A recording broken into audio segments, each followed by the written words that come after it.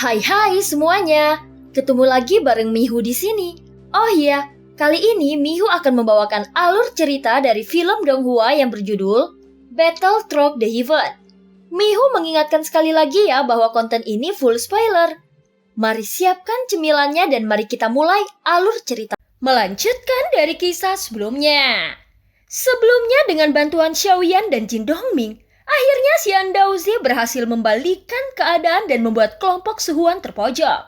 Setelah melihat situasi yang ada, Sudeng Daozi dan Qi Daozi memerintahkan sosok langkah ke-6 untuk menyerang Xian Daozi. Melihat hal itu, Jin Dongming juga tidak tinggal diam dan dia bermaksud melindunginya.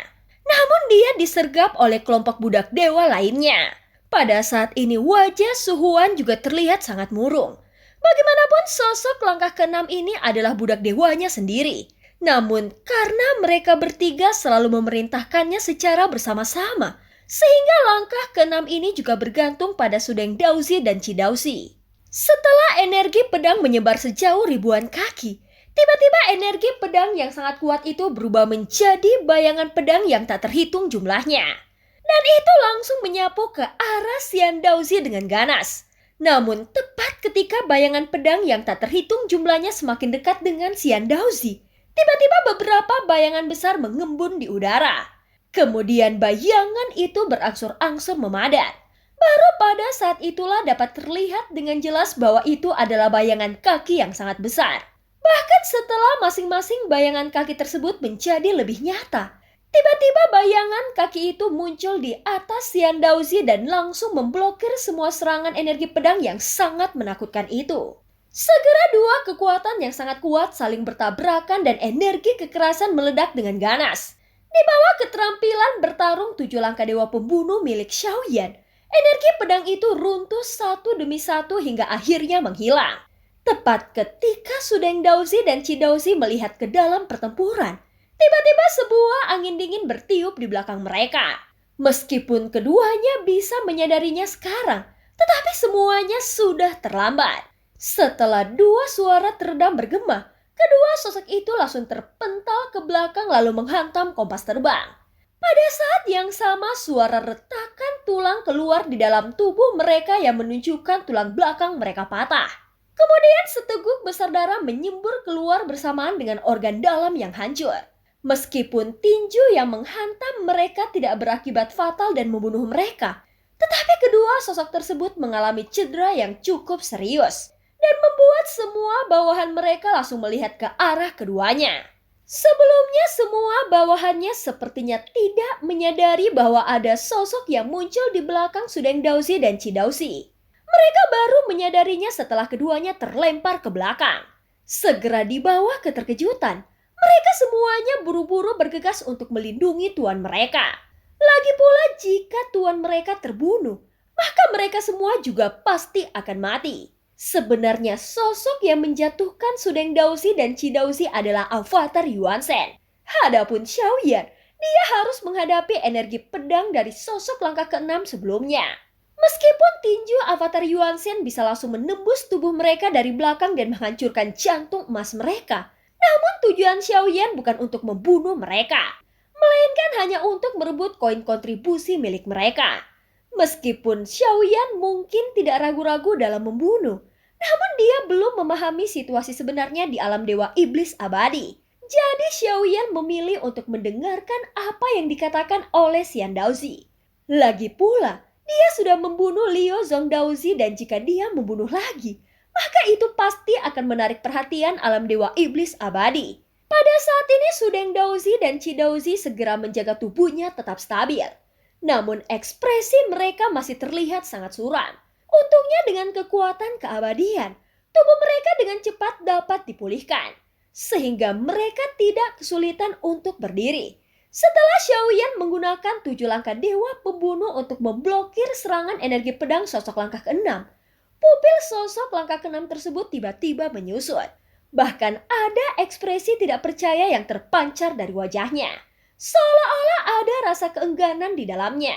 Bagaimanapun dia dapat melihat dengan jelas bahwa aura yang dipancarkan Xiaoyan hanyalah langkah ke-5 keabadian kaisar. Namun ternyata Xiaoyan jauh lebih kuat darinya. sehingga dia merasa sedikit malu. Tepat ketika Xiaoyan berencana untuk mengambil tindakan lagi, tiba-tiba terdengar teriakan yang datang dari kejauhan dan suara itu berasal dari Su Huan.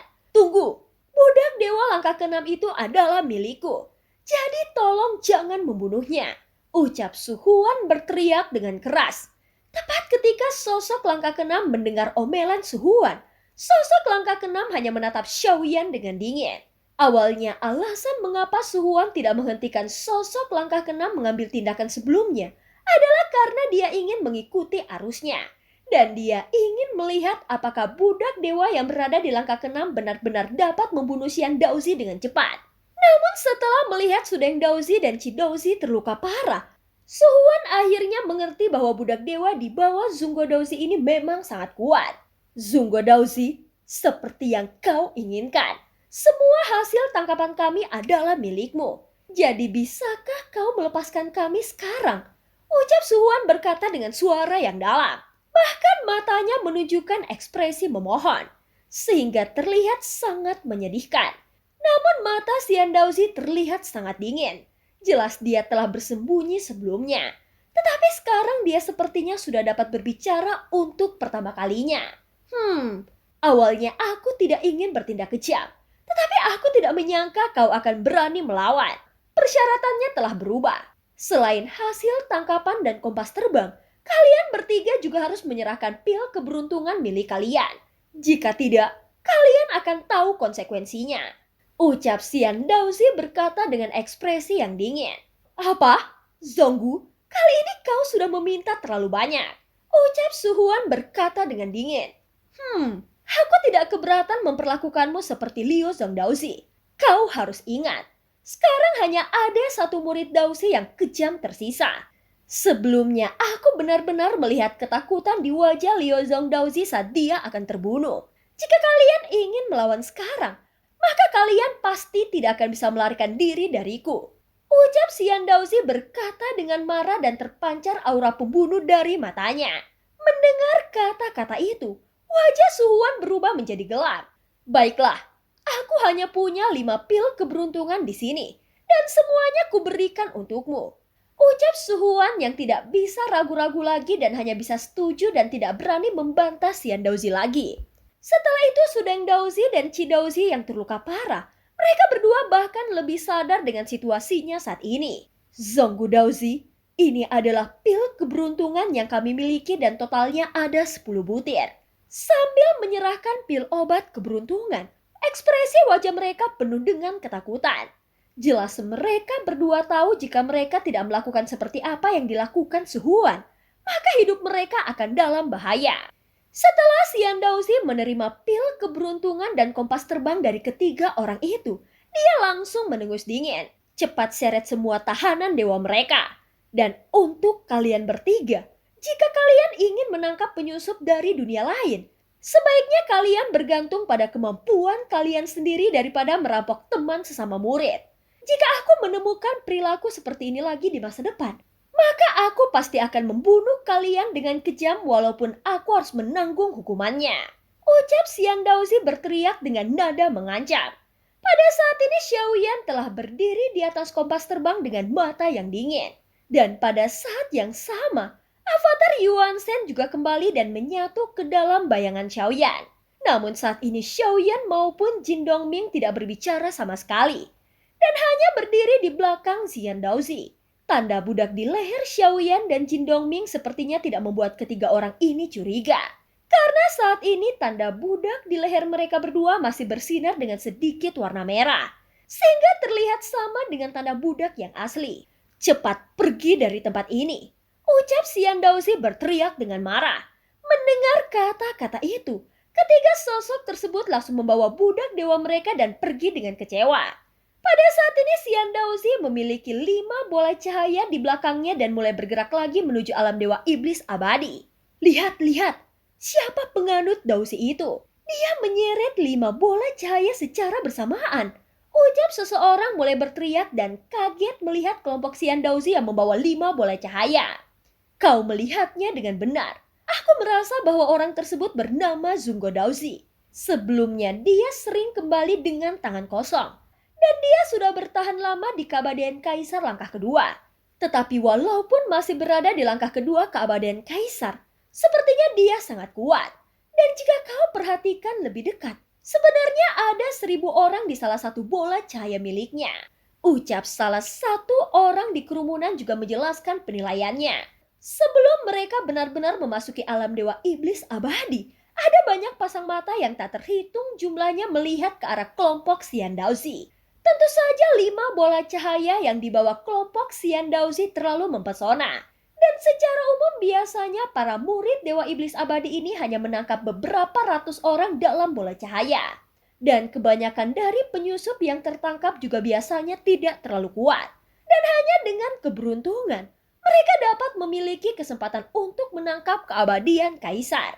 Sebenarnya Xiandauzi tidak menyangka bahwa dengan menggunakan berita tentang warisan leluhur Leguan, dia dapat menjebak sekitar 1.000 orang kuat sekaligus. Walaupun hasilnya sangat memuaskan, namun dia merasa ini hanyalah keberuntungannya saja.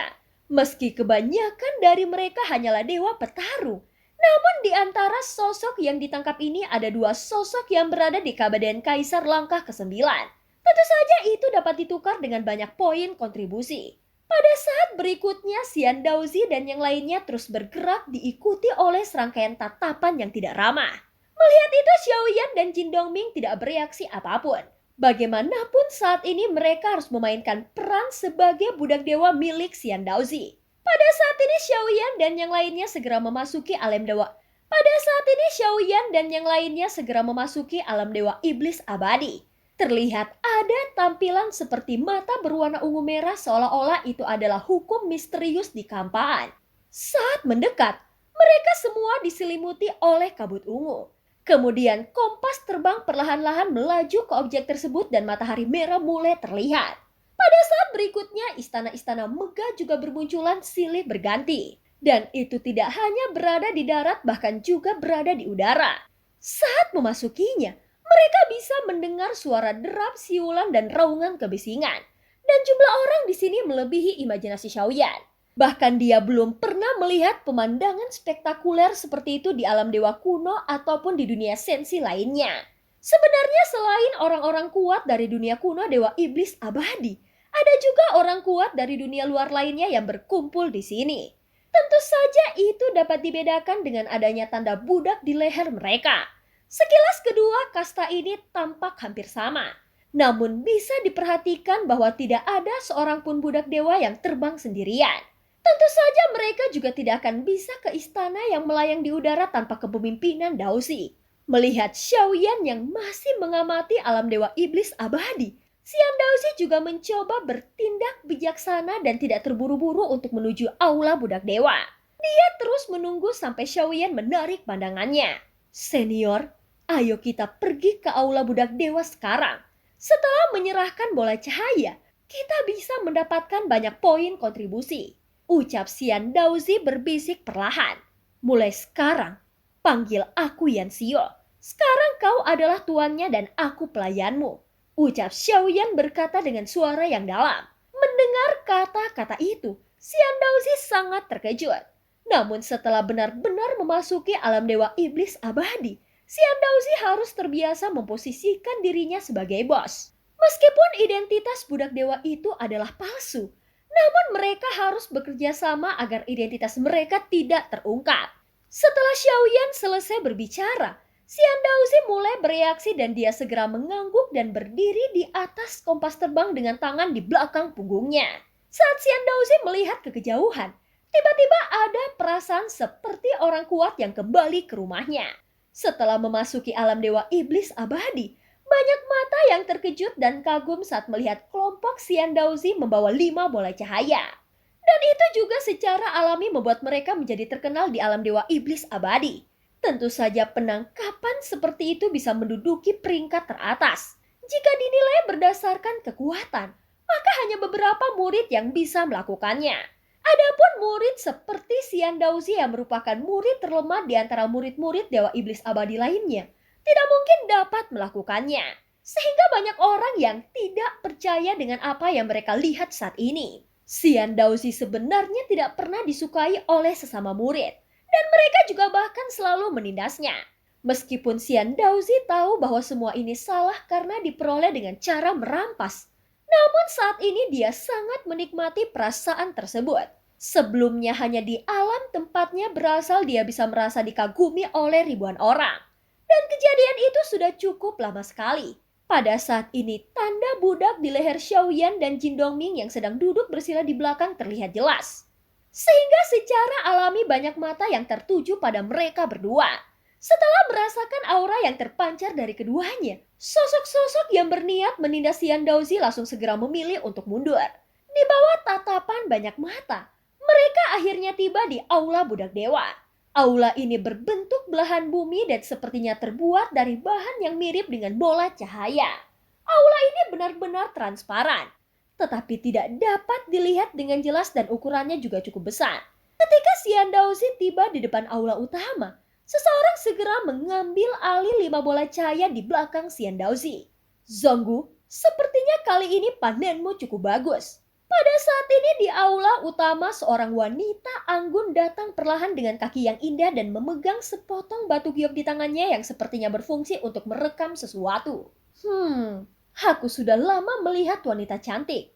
Tetapi aku sudah lama tidak melihat wanita yang benar-benar cantik. Gumam Xian Daozi tersenyum lembut dan berkata perlahan. Dia benar-benar mengatakan beberapa kata sanjungan kepada seorang wanita yang bernama Yuyu ini. Mendengar kata-kata itu, Yuyu hanya sedikit mengerutkan bibirnya dan wajahnya tidak menunjukkan ekspresi apapun. Melihat itu Xian Daozi hanya diam dan menundukkan kepalanya. Bagaimanapun juga, kekuatan Xian Daozi masih terlalu lemah. Pada saat ini Xiaoyan yang berada di sampingnya terus mengamati adegan itu. Dan secara alami dia mengetahui hati Xian Daozi dipenuhi kesedihan. Dengan ranahnya yang masih berada di langkah kedua keabadian Kaisar, dia menjadi sangat tidak populer di sini. Namun tidak peduli seberapa lemahnya Xian Daozi, dia tetaplah keabadian Kaisar. Jika Xiaoyan tidak salah menilai, sebenarnya alam dewa iblis abadi ini telah mengumpulkan semua orang kuat yang ada di dunia kuno dewa iblis abadi di sini. Dan jika semua orang kuat ini dibandingkan dengan langkah kedua keabadian Kaisar, maka itu memang bisa dianggap masih lemah. Xiaoyan juga memahami bahwa hanya setelah benar-benar mencapai langkah kelima keabadian Kaisar, barulah dia dapat memasuki peringkat abadi. Sebelumnya mereka hanya memiliki kemampuan menggunakan kekuatan keabadian untuk mendukung pertempuran di alam dewa iblis abadi. Dan untuk membuat alam dewa iblis abadi memiliki kekuatan tempur yang kuat, maka mereka membutuhkan lebih banyak kekuatan keabadian. Sehingga mereka menangkap orang kuat dari dunia luar yang menyusup ke dunia kuno dewa abadi dan iblis. Dan menjadikan mereka sebagai budak dewa. Pada saat ini setelah menyerahkan sepotong batu giok kepada Yuyu, segera Yuyu mendeteksi token batu giok itu dan dia tiba-tiba menjadi tertarik. Setelah menatap diam-diam ke dalam token batu giok, secara sekilas dia dapat melihat angka-angka yang terukir pada token batu giok tersebut sehingga tangannya tidak sengaja sedikit bergetar. Dia melihat selain langkah ketiga, ada juga beberapa langkah pertama dan yang membuatnya tidak percaya adalah dua sosok langkah ke-9 keabadian Kaisar. Hal itu membuat dia seolah-olah menghirup udara dingin. Dan bulu mata panjangnya sedikit bergetar lalu terlihat keterkejutan di matanya saat ini. Sudah lama sekali aku tidak melihat panen seperti ini. Bahkan Jinchang Daozi juga sudah lama tidak menangkap penyusup yang berada di langkah ke-9 keabadian Kaisar. Ucap Yuyu berkata dengan nada yang dalam. Dan memandangi Xian Daozi dengan kekaguman di matanya. Pemimpin mungkin saja kurang beruntung.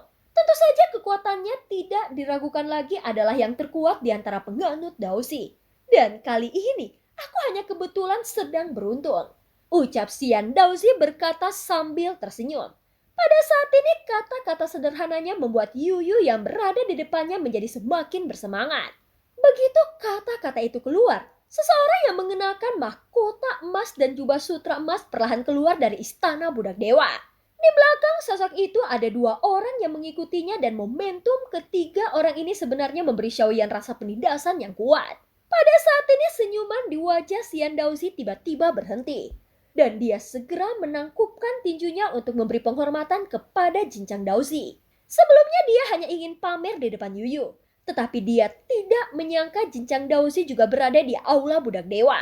Pada saat ini Yuyu bahkan tidak mengangkat matanya untuk melihat Xian Daozi. Segera Jincang Daozi berjalan ke arah Yuyu dan melirik ke arah token batu giok milik Xian Daozi. Awalnya tatapannya terlihat tenang, namun tiba-tiba dia melebarkan alisnya sedikit. Xian Daozi merasa seperti situasinya kali ini menjadi lebih buruk. Dan dia juga merasa telah menyinggung seseorang yang tidak boleh tersinggung. Saat berikutnya, ekspresi wajah Xian Daozi berubah menjadi ketakutan dan keringat dingin mulai mengalir di dahinya. Setelah melihat token batu giok di tangan Yuyu, Jincang Daozi langsung tercengang. Namun ekspresinya dengan cepat kembali tenang. Lalu dia mengangkat kepalanya perlahan dan menatap Xian Daozi dengan serius. Zonggu, apakah semua ini hasil tangkapanmu? Ucap Jincang Daozi bertanya dengan penasaran. Mendengar kata-kata itu, Xian Daozi tidak berani mengabaikannya dan langsung menangkupkan tinjunya dengan hormat lalu menjawab perlahan. Iya, senior Jincang Daozi. Itu hanyalah sebuah keberuntungan saja. Setelah mendengar jawaban Xian Daozi, Jincang Daozi segera mengalihkan pandangannya ke arah Jin Dongming dan Xiaoyan yang berada di belakang Xian Daozi dan melihat tanda budak di leher mereka. Kau sekarang memiliki budak dewa langkah kelima dan langkah keenam keabadian kaisar. Sepertinya kekuatan kedua budak dewamu cukup bagus. Namun aku tidak mengerti bagaimana kau bisa mendapatkan kedua budak dewa ini. Ucap Jincang Daozi terus bertanya sambil menatap Xian Daozi dengan tidak percaya. Tepat ketika kata-kata itu keluar, Xian Daozi juga menjadi sedikit gugup. Tentu saja dia merasa asal-usul keduanya sangat sulit untuk dijelaskan secara detail. Senior seharusnya tahu bahwa budak dewa tidak hanya terikat oleh murid Daozi tertentu. Dan budak dewa yang dimiliki murid Daozi sebenarnya bisa diberikan kepada sesama murid sebagai hadiah. Hadapun kedua budak ini diberikan oleh seorang teman lamaku. Ucap Xian Daozi menjawab perlahan. Jika benar seperti apa yang kau katakan, aku tidak tahu teman lama seperti apa yang bisa memberimu budak dewa seperti itu. Sepertinya teman lamamu pastilah orang kuat. Jadi bisakah kau memberitahuku siapa nama teman lamamu itu yang mampu memberikan budak dari langkah kelima dan keenam keabadian kaisar kepada orang lain dengan begitu mudahnya? Bagaimanapun situasi ini membuatku sedikit penasaran. Ucap Jincang Daozi terus bertanya yang membuat Xian Daozi sedikit mengerutkan keningnya saat mendengarkannya. Sehingga ekspresinya langsung berubah menjadi dingin. Senior Jincang Daozi, aku ingin memberitahumu namanya. Namun teman lamaku tidak ingin aku mengekspos dirinya. Jadi aku tidak bisa mengungkapkan identitasnya. Mungkin dia baik kepadaku karena merasa tidak nyaman melihatku yang selalu ditindas. Sehingga dia memberikanku budak dewa ini. Ucap Xian Daozi membuka mulutnya dan berkata dengan tegas. Mendengar Xian Daozi menolak memberitahunya, Jincang Daozi sedikit terkejut. Jelas dia tidak menyangka akan ada yang berani menolaknya dengan tegas. Sehingga membuat Jincang Daozi menjadi tidak nyaman. Segera Jincang Daozi menatap Xian Daozi dengan dingin. Kau hanya berada di keabadian kaisar langkah kedua. Tetapi kau berani berbicara seperti itu kepadaku. Baiklah. Sebaiknya kau harus fokus meningkatkan kekuatanmu sendiri. Semoga lain kali kau lebih beruntung dan terus mendapatkan keberuntungan seperti itu. Ucap Jincang Daozi. Setelah dia selesai berbicara, dia segera mengembalikan token batu giok itu kepada Yuyu lalu melangkah maju dan langsung pergi.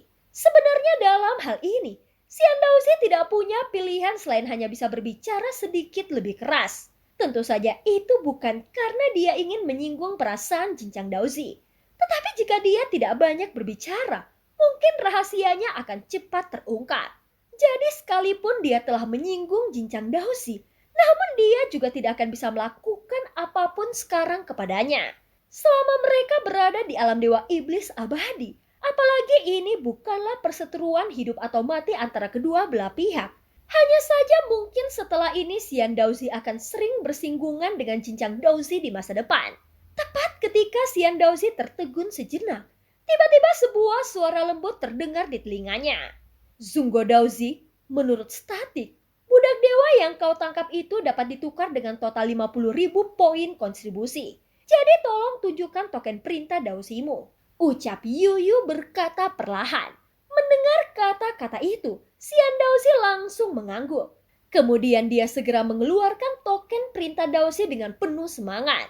Nilai poin kontribusi seperti itu jauh dari apa yang dia bayangkan sebelumnya. Di masa lalu, dia adalah sosok yang selalu ditindas. Sehingga saat mendengar nilai poin kontribusi yang didapatkannya mencapai 50.000, dia merasa itu sudah sangat spektakuler. Bagaimanapun dia hanya membutuhkan 10.000 poin kontribusi untuk menukar token kuno Dewa Iblis Abadi. Setelah Yuyu mentransfer poin kontribusi, dia segera mengembalikan token perintah Daozi milik Xian Daozi. Sehingga nilai kontribusi yang awalnya sangat kecil sekarang telah terisi penuh menjadi 50.000 poin kontribusi. Setelah Xian Daozi mengambil token miliknya dan melihat angka-angka di atasnya, sulit baginya untuk menyembunyikan kegembiraannya sekarang. Sedangkan untuk Xiaoyan, dia masih belum tahu apa gunanya nilai kontribusi ini. Namun jika dia melihat ekspresi wajah Xian Daozi, seharusnya nilai poin kontribusi ini memiliki peran besar di alam Dewa Iblis Abadi. Terima kasih atas bantuan Yuyu. Jika tidak ada hal lain, aku izin untuk segera pergi. Ucap Xian Daozi langsung mengucapkan selamat tinggal kepada Yuyu. Meskipun dia tahu bahwa Xiaoyan sangat kuat, tetapi begitu identitasnya terungkap maka situasinya mungkin akan sangat merepotkan. Dan mereka mungkin tidak akan punya kesempatan untuk melarikan diri. Bagaimanapun di alam Dewa Iblis Abadi ada begitu banyak makhluk kuat. Baiklah. Semoga kau beruntung lagi di masa depan. Sehingga kau mendapatkan lebih banyak poin kontribusi. Ucap Yuyu berkata perlahan. Jelas dia berbeda dengan Jinchang Daozi dan bahkan dalam kata-katanya ada nada bercanda. Yuyu merasa sepertinya Xian Daozi memiliki keberuntungan yang sangat bagus. Lagi pula, tidak ada seorang pun yang tahu berapa tingkat pertumbuhan seseorang dalam 100 atau 1000 tahun ke depan. Sebaiknya kau tidak perlu menarik pembatas di antara kita berdua. Ucap Xian Daozi berkata sambil tersenyum. Kemudian dia sedikit menangkupkan tinjunya dan berbalik untuk pergi. Pada saat yang sama, Xiaoyan dan Jin Dongming mengikutinya dari belakang. Yan Xio, haruskah kita kembali sekarang atau masuk ke dalam aula budak dewa? Ucap Xian Daozi berdiri dengan tangan di belakang punggungnya dan terbang ke depan perlahan tanpa menoleh ke belakang. Dan itu seperti tuan yang berbicara dengan pelayannya. Namun sebelum Xiaoyan dapat berbicara, tiba-tiba Xian Daozi melanjutkan kata-katanya lagi. Kau dapat menggunakan poin kontribusi ini untuk menukar apa yang kau inginkan di aula budak dewa. Pada saat ini Xiaoyan yang baru saja hendak menjawab, tapi saat ini token alam dewa kekacauan tiba-tiba mengeluarkan cahaya biru.